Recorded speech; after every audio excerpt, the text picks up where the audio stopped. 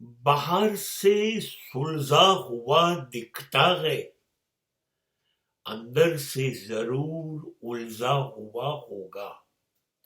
જે બહારથી બહુ જ શાણપણથી ડાપણથી એકદમ ઠરેલો લાગતો વર્તન કરતો માણસ દેખાય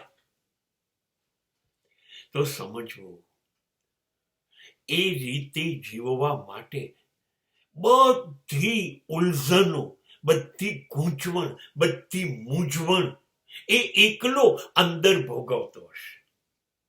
પણ એ કેટલો મૂંઝાયો છે, કેટલો ગૂંચવાયો છે, એને શું તકલીફ છે, એના વિચારો, એની લાગણીઓને ક્યાં નુકસાન પહોંચે છે, નહીં, એ બહાર નહીં આવવા દે. એ અંદર ને અંદર પોતાની પાસે રાખશે.